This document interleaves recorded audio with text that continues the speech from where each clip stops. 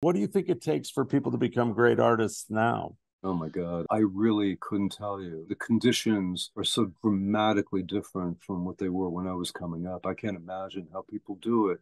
Mostly what I know are photographers more than anything. They go to the academic route, they get grants, they do commercial work, they do fashion, or they do still some editorial, but not as much as there used to be. And they live really modestly, probably with 8 roommates. It's crazy. It's a big demand. We had it so free. We thought we were like heroic because we had no money and we're living on air, but it's way harder now. We have the option of $150 a month apartments. Nobody has that now.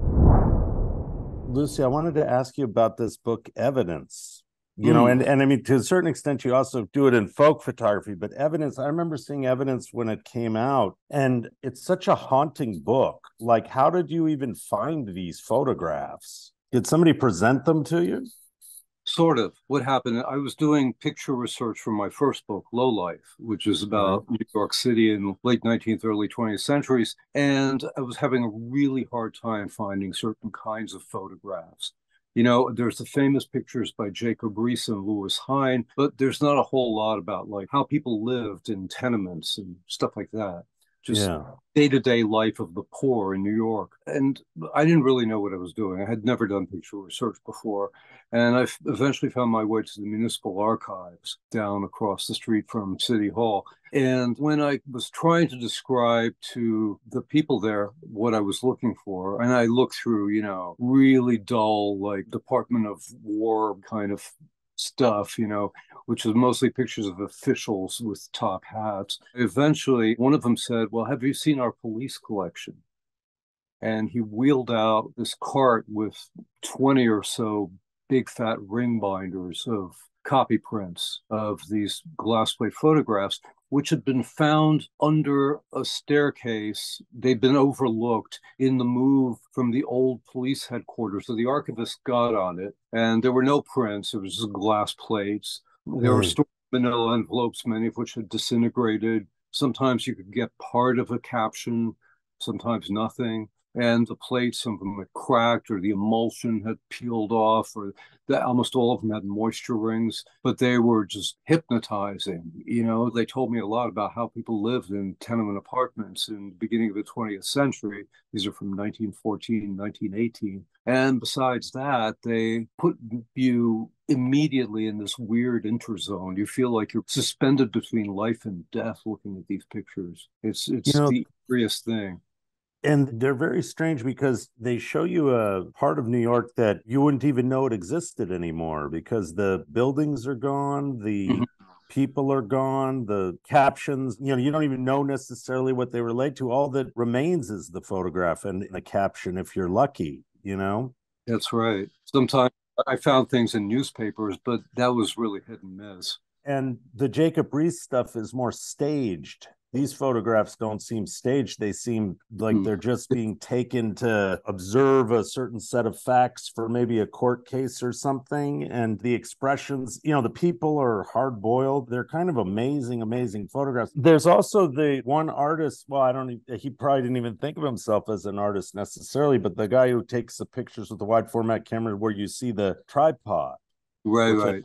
really an unusual thing. Well, that's because it's a very wide lens, first of all. It's Right. like on the border of fisheye, and they're following the practices, sort of following. That's the interesting thing. They mess up all the time, but they're sort of following the prescription for covering a crime scene or a murder scene as dictated by Bertillon, Alphonse Bertillon, who was the French super cop who invented, modern classification systems. He pioneered the mugshot. He also pioneered anthropometry, which was measurement of like 27 different parts of the body or something like that, which was the standard for identifying unique individuals, but eventually was beaten out by fingerprints. And he also dictated this set of protocols, shoot the scene from near to ground level, all 4 directions, 45-degree angle, all 4 directions, long shot, and overhead. And because of the very wide lens, then you see the little tripod, which looks like an insect's carapace or something. So were you always attracted to photography growing up? Was this an art form you were always interested in more than, say, painting? Well, I stumbled on photography probably at the public library when I was a teenager. And it was Walker Evans and Robert Frank who grabbed me. And, I took classes, I learned developing and printing and all that stuff. And a few times I went in on photo expeditions to New York City, going to a high school in New Jersey. And I took all these pictures and I realized that I would never be an original. I'd always be an imitator of Walker Evans and Robert Frank. So I gave it up. But I was always interested, and I started buying old photographs at flea markets in the late 70s. And I did that for 30 or 40 years. I have a large collection. I've stopped buying them, but I have a large collection of old photographs. And I'm very interested. And I've written a lot about photography since. The kind of photos that you collect, is it like Dis Farmer, like people who are observing the city, or in that case, a middle of the country kind of situation? Like, how do you pick what you collected? Oh, I didn't do it by subject. I did it by the way they hit me visually. I did collect a lot of it's it's the stuff that's in folk photography. It's those postcards. I have about 2,000 of them, and those are very, very hardcore Americana. Yeah. And did your love of music come in the same sort of breath, the same sort of area? Yes, in fact, during the most intense period of my photo collecting, it seemed like I was listening exclusively to music recorded before 1940 because there seemed to be such a connection. And of course, a lot of photo postcards do record the kind of outfits that you probably do hear in the anthology of American folk music, etc. And furthermore, it struck me that this kind of photography, the way it was pursued by these independent operators in small towns who had no academic training, maybe an apprenticeship, and were maybe sharing secrets with each other or working in isolation, but somehow like all kind of resembling one another. It seemed like the same kind of transmission method as folk music, frankly. And the Anthology of American Folk Music, was it a similar kind of thing? Because at that time when that came out, it was sort of like these things were all disparate. They were all over the place. People hadn't really brought them together until that collection. And I'm spacing his name right now, but he was a great collector himself. Did you ever come across him? I mean, he lived in the Chelsea Hotel. He also lived with Allen Ginsberg for, I don't know, year and a half. Well, I lived on the same building. Yeah. In fact, I met him. My neighbor across the hall, Rosebud, was a great old hippie who was Harry's spiritual wife. And right. And she and I had the same birthday, so we had a joint birthday party. And Harry showed up and bogarted all the joints, etc. And then he said, "Anybody can sing me a verse of Barbary Allen. I'll tell you what county they were born in." And the only one who knew the words enough to sing a verse was my about-to-be wife at the time, who sang a verse. And Harry immediately said, "Bennington County, Vermont." Wow. And he was on the nose, and they'd never met before. I still don't know how he did. So anyway, I told that story in the liner notes of the reissue, and that's why I have a Grammy today. Yeah. Did you get to spend much more time with him than that? No, I'm not really. I mean, I'd see him around. I was very shy, and I would be in rooms where he was holding forth, But yeah, he was amazing. And that building resounded with these kinds of eccentric, but Harry was the king. He was, he was our Magus. He was our Athanasius Kircher, Yeah. And did you also get interested in magic around the same time? Well, that probably dates back to when I was a teenager and I just stopped being a Catholic. But at the same time, I was commuting into the city to go to Jesuit high school on the Upper East Side. And I found my way down to Samuel Weiser's bookstore on Broadway, and they were the publishers of Aleister Crowley, among other things. And although, I was fascinated by this stuff, by the stories. I like reading Gurdjieff's Meetings with Remarkable Men, but too much of it was like I couldn't make a picture of it. It was rhetoric. I didn't go very far in that direction. But then they had a shelf of really interesting avant-garde science fiction in the same shop, and that's where I went. Patti Smith talks about that, about walking all the books. She used to work in the bookstores. I wonder if you came across her back then. She's very knowledgeable about literature, obviously. Oh, yeah. No, I never ran into her on the bookstore circuit, but I certainly knew about her. I mean, actually, come to think of it, today is the 50th anniversary of the first time I saw her play, because It was her second Rimbaud's birthday celebration at Le Jardin, 1973, October 20th. Today's Rimbaud's birthday. Oh, wow. Wow. So she didn't work at I worked at the Strand for 3 years. She Yeah. didn't there. She worked at Scribner's and Gotham Book Mart. Yeah. Tom Verlaine and Richard Hell worked at the Strand, and a lot of people like Lux Interior I worked with at the Strand, for example. Yeah. What are your thoughts on Rimbaud? Oh, well, Rimbaud's been haunting me most of my life, Yeah. because we were born, 1854 and 1954, and he was Right. born western end of the Ardennes Mountains, and I was born at the eastern end of the Ardennes Mountains. Right. And so when I came across this information in a book, it was when my parents and I were at Expo 67 in Montreal. And I Right. found a collection of poems, an anthology. And I Yeah. read this about Rimbaud. And then I read, a bit of Illuminations, and I was just Hmm. blown away. And then I measured my life by his calendar. And when I hit 19, it was all over because he'd stopped writing poetry then. So what should I do? Yeah. Blow my brains out? Oh my God, this kind Yeah. of, Although, yeah. it had Verlaine and then it sort of disappears. He sort of Yeah. throws it aside and we don't know what happens or what he was thinking about. It's like Van Gogh, the greatest part-time painter in history. Like Mm-hmm. we understand so little, of what came there. That was actually what really struck me about evidence is in the same way that Rimbaud, like you can read the poems but we don't have much context beyond the poems themselves in the same way that we look at those photographs in evidence or in the folk book where we lose the context of the past and the memory gets dimmer as it goes forward. Do you find that it seems like a lot of the things that you're really interested in are that earlier period that you write about so much, you return to so often, Yeah, I guess I have a weakness for that period. I've always wondered why. Maybe because I grew up in a town it died when I was a kid. It was a textile town and it was all red brick. And I realized this colored my childhood sepia. Right. So I think there was that identification. Now you get really interested in punk rock, right? So does it in some way extend from that sort of found art kind of idea, like that kind of vibe, that early vibe? Because it's sort of like folk music. It sort of like goes back to, Woody Guthrie in a way, but it's a different version. Yeah, I guess that, there is something to that. I mean, punk rock for us, it was, at least 50% social because we lived in the same neighborhood as CBGB and, would have breakfast in the same coffee shop as all the people that we saw playing the night before. Right. And it seemed to be a kind of like, I don't know, kind of group think. Like we'd all seen the same TV shows when we were kids.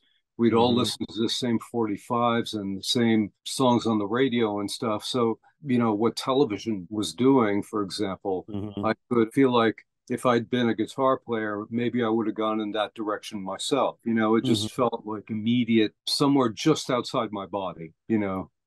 So did it start with, say, the New York Dolls and then go forward as television sort of came and then, go on beyond that afterwards? Because CBGB's is a bit like the new, it goes from Club 54 to CBGB's and everybody sort of walks across the street and then it's a whole new thing, right?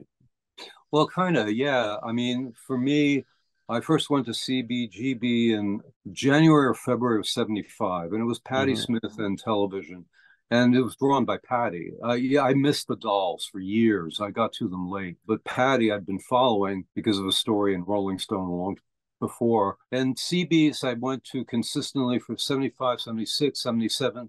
78, the Mud Club opened. And then that's a place where you could go dancing. And me and my crowd were very much into dancing. So we went there instead, mostly. And then there was a great club called Tier 3 on West Broadway. And that was just a little intimate bar and grill space. And they only lasted a year or so, but they had the best booking policy. And it's where all the big British acts would play for a very intimate audience before playing in a larger space uptown. And so those were the big clubs, and there were a few, obviously others, but those were the main ones. And the music went from, CBGB. I always say there was no punk rock in New York, basically. There was proto punk, and then there was post punk. And the only group that falls in the middle was the Dead Boys. Anyway, it's my crank theory. But Right. while I was working at the Strand, I met all these people from what was called no wave, because there were members at the store when I was working there. There were members of the Contortions and Teenage Jesus and the Jerks and DNA and Dark Day. And that was the psychodrama, fractured, ultra modern, very weird, not playable by commercial radio kind of dead end music. And it took me by surprise, and I've always been, I like melody, but Yeah. on the other hand, to hear the Contortions do this skronk version of James Brown with a singer who was whiter than white and really angry about it, you could tell. And, the combustible elements like that, it was something kind of heroic about it in a bizarre way. Do you find echoes of those things now? Like, where do you go to find that same sort of connection to that kind of music and that kind of place? Do you still see that in New York? Well, I don't live in New York anymore. I haven't for 23 years, for one Right. thing. But also, I mean, I really got off the circuit in the mid 80s. I mean, Right. I'm 69 years old. And I went back to CBGB's until it closed because every once in a while, friends of mine would play. And I've been going to see my friends play, but not much else. Although here, I live in Kingston, New York, and there's a great club called Tubby's, which is walking distance from my house. And I've never heard of 9/10 of the people they have, but I've never seen a bad show there because they Mm-hmm. do have old people too, old people punk rock. Right. So you have such a wide variety of tastes, of things that you're interested in. What brings something up to the level that you would actually write a book about it? There's got to be a lot of contradictions, a lot of unresolved questions, because any book basically is working something out on the page. So Right. it can't be anything about which I already have like a definitive, cemented idea. It's got to be a mystery I have to solve. It seems like your books have so much research in them. How do you even go about beginning the research process? Randomly. It's the only way I can do it. Yeah. I just have a big pile of books or newspapers or whatever, and I just plow through it diagonally because if I try to follow an order, I'll get bored. So it has to be continual surprise. Right. Interesting. And do you ever start research on a book and then get further into it and say, I'm not interested in this anymore? Yeah, I have a whole pile of subjects that I research sometimes for 2 or 3 years deeply and Right. decided that for one reason or another, I couldn't write the book. In the 80s, I was going to write a book about hobos and tramps, and I built up a big shelf of the literature, and it was cool. But then I thought, wait, I'm a hypocrite because I haven't done any train jumping myself, and Right. that's me in my tracks. Right.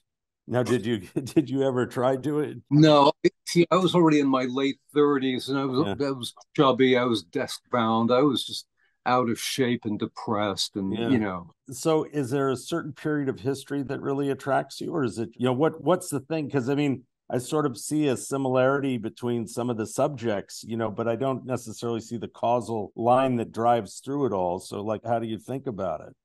Oh boy. Well, it's funny because this is one of those thoughts, I guess, have been in the back of my mind, and I didn't materialize that thought and conceptualize it until I was writing my memoir, which is coming out in February, that as an immigrant child, an only child, and like really isolated as a kid, I was just here with my parents, and my parents had no social life, and I had an accent, and people didn't know what to make of me. I was the only immigrant kid. And as a consequence, I was also interested in everything and trying to learn about everything, trying to learn how to pass as an American. And I just sort of started collecting things that appeal to me Right. and made up a self, really, that's based on this flotsam and jetsam. I've always trusted my intuition, and I just went to things that spoke to me and didn't really try to figure out and overwhelm. I don't have a philosophy about it. I could probably justify it given enough paper, but for me, it's all pretty much intuition. And teaching photography, does that help inform what you write about as well? Yeah, I taught the history of photography at Bard for 24 years, and I was constantly expanding because what I did is it wasn't chronological history.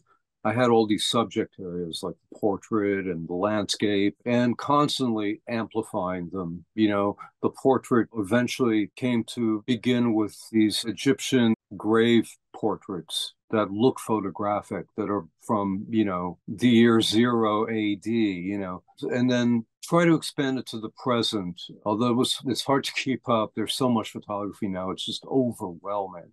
One of the Right. great things about photography for so long was that it was a fairly limited world and it Right. wasn't taken seriously. And one of the reasons why I had such a career writing about photography is because there weren't that many other people doing it.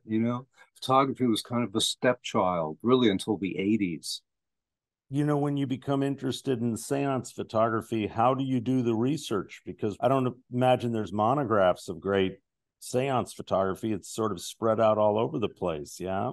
Well, no, there's a few great museum catalogs. Right. There was a show in Germany in the 90s, and then the big show at the Met, and there have been quite a lot of literature actually. And I have, on my shelves, I have books on the subject from the 19th century. Right. Von Schrenck-Notzing's study of the medium Eva C Mm-hmm. and her ectoplasmic manifestations, this kind Right. of thing. At its core, it sort of strikes me as it's very similar to, I don't know how you call it when people shoot somebody who's passed away when they're Mhm. young. It's Right. similar. It's this great wish that we can be together some other place. And then maybe it Mm. becomes commercialized after that, and that changes it in some way. Well, the commercial and devotional were always pretty melded together. It was small scale commerce, so you might not think of it as commercial, but it was basically, various people's hustle. They were spirit photographers. Sit in this chair and I'll take a picture of you and see the spirits that are communicating, that are, hovering around you, bing.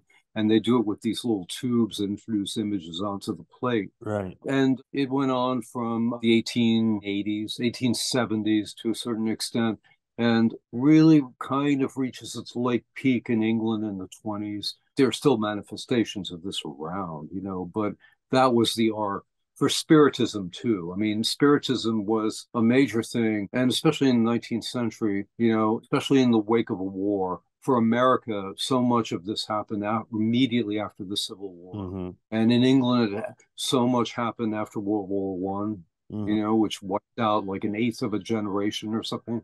So it eventually mostly fell out of fashion. Spiritism had even been like highbrow in the 1840s or 50s when people like Victor Hugo were doing it, but Right. that didn't last, except for true believers like Arthur Conan Doyle. Yeah, what are your thoughts on him? Because the fairy photos, obviously, they didn't hold up as fairy photos after a while. Not only that, but the fairy photos, the pictures themselves were cut out of a magazine and in the issue in which he himself had work. I He had didn't know work that seen. part. Yeah.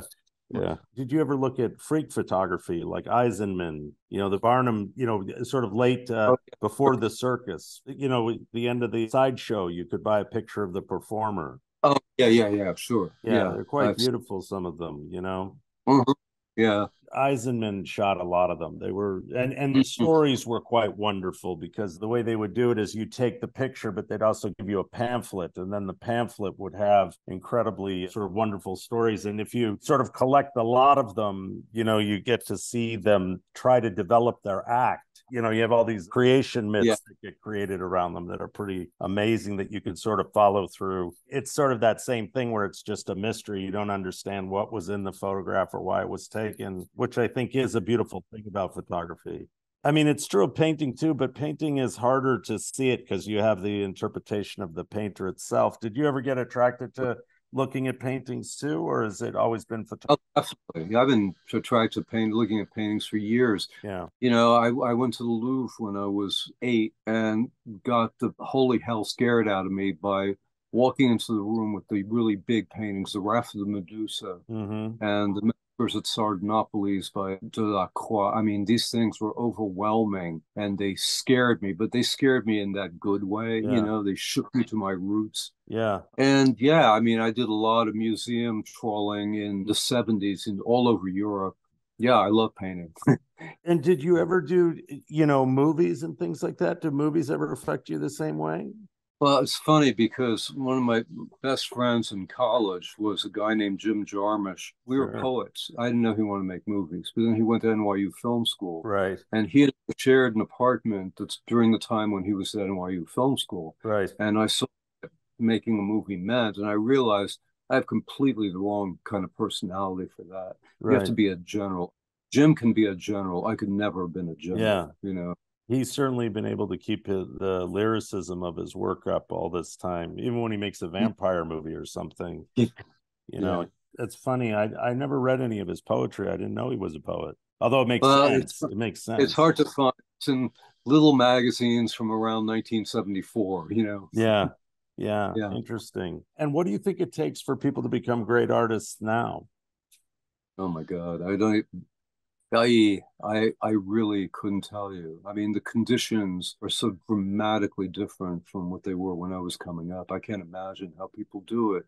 Well, you know, mostly what I know are photographers more than anything. I know young photographers. Right. And, you know, they go to the academic route, they get grants, they do commercial work, you know, they do fashion or they do still some editorial, but not as much as there used to be. And they live really modestly, probably with 8 roommates. You know, it's crazy. It's a big demand. We had it so free. We thought we were like heroic because we had no money and we're living on air, but it's way harder now. You know, Right. we have the option of $150 a month apartments. Nobody has that now. Yeah. I mean, I wonder if the people are somewhere else now, if it's not in the city. When I think about that time you're talking about, New York in the 70s, where you're walking around, you're meeting all these people that are influencing you in some way or another. And, my dad did that in the 60s. When he went there to New York, he could, everybody you could imagine meeting, you just go up to their door and knock on it. And it strikes Mm-hmm. me that you can't really do that now, at least not in the same way, because you don't know where those groups are. Hey, everybody used to be in the phone book. I Yeah. remember looking up Igor Stravinsky, and there he was in the phone book. Did you call him? You know, I wish I'd had the balls to do that, but Yeah. I was too Yeah. shy You're incredibly prolific. So how do you keep up writing all these books all the time? because it doesn't pay a whole lot, and I need to make a living. That's really the Right. whole thing. I think if I were like independently wealthy, my production level would probably slope off dramatically. Really. And do you write all day? I mean, do you just No, keep going all day? No. no. So, I didn't write every day. Writers are always saying, you know, you have to write every day, but I've never been able to do that. What I do though is once I got started on something, you know, I'll make like 17 false starts or whatever, but then I'm a freight train. Then I write pretty fast. and do you have all this research around you, or do you internalize all the research and then you're just able to write it? No, I have to organize it. I still work up from index cards. You know, I'm that much of a dinosaur. And I have Right. them fanned around me, you know, and I organize them into subsections and then I spread them out. It's like playing cards, you know, like or tarot or something. And, you know, I mean, that's like my Paris book or this book I did on reservoirs. Huge amount of research materials that I couldn't. I mean, I think with Low Life, I was writing it on like brown paper bags or something. It was really primitive, but suddenly it became so much data that I couldn't marshal it all, you know, with just bare notes and my memory. And how do you get attracted to an idea like reservoirs?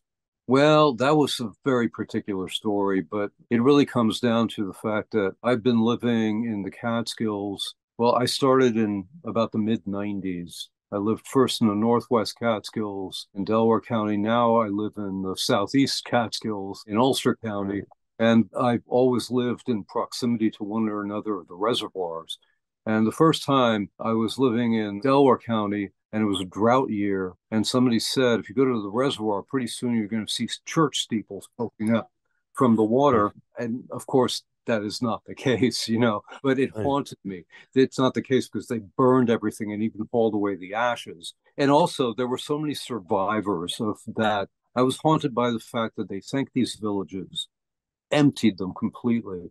And then a lot of the people who came from these villages had resettled in other villages, including one I lived in, but they never felt fully accepted because the county at that time, at least, was so insular. You felt like nobody had moved in since 1882.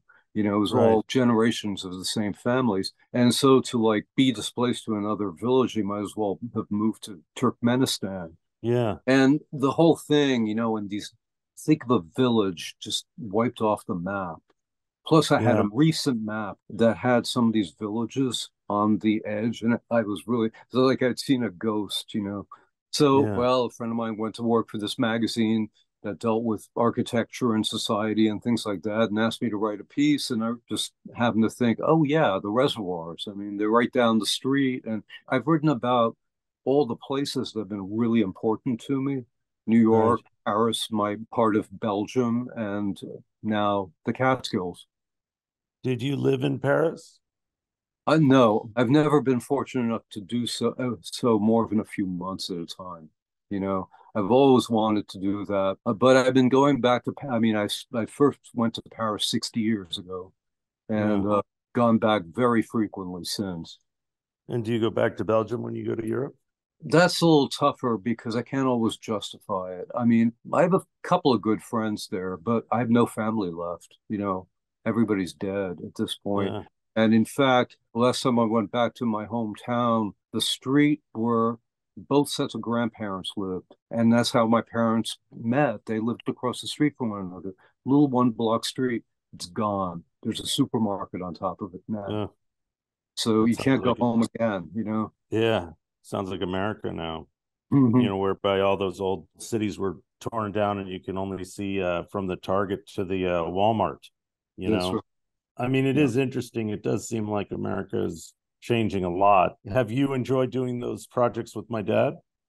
Oh, I've loved it. I mean, just amazing stuff, especially the last bunch of these stories writing for his drawings. That felt like a real mind meld. I mean, you know, he'd send me often drawings and sometimes two at a time. And like, there was no brooding or hesitation period. The stories just immediately come out. That was a Yeah. unique experience. Yeah. Yeah. That stuff's really good. You know, thanks for talking to me Oh, today, thanks Lucy. for having me. Appreciate it. Pleasure. Yeah, it was great. Appreciate it. Okay. Well, I'll talk to you soon. All right. Be well.